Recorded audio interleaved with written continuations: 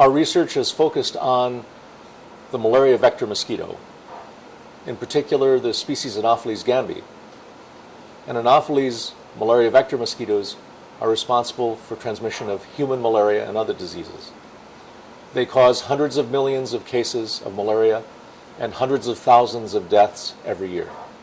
Over the past 10 years, efforts on an international scale to improve the control of malaria and to eliminate it have intensified. Public health efforts on the ground involve distributing interventions.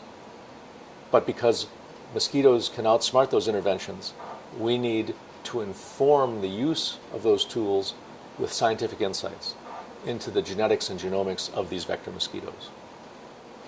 We formed an international team of scientists from Africa, the United States, and Europe to try to obtain insights that are going to allow these intensified control efforts to be more effective and to more quickly reduce the transmission of malaria.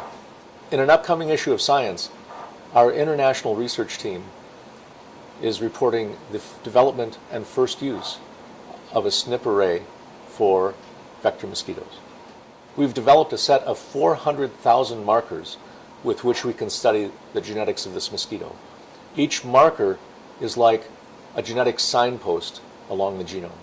So these markers have revealed that in fact, when mosquito populations begin to separate from one another, it is a very complicated process that can involve hundreds of genes. The genes we identify are genes we can now investigate and try to understand better their roles in the complexity of mosquito populations.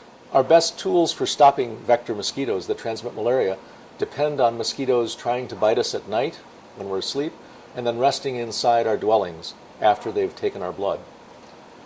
But we already have begun to see that mosquitoes are changing, that these mosquitoes are beginning to bite during the day or to rest outside. And by using the SNP array, we can begin to understand the genes that lead to those differences in behavior. By obtaining insights into the genetic changes that underlie these adaptations of mosquitoes to evade our interventions, we have a better chance of making sure that mosquitoes can be controlled. The development of this array depended critically on working with African colleagues who understand malaria transmission and work to control it in their home countries. Now that we have this approach, we're beginning to work with even more scientists from Africa who are trying to understand how to better control the mosquitoes that transmit this deadly disease.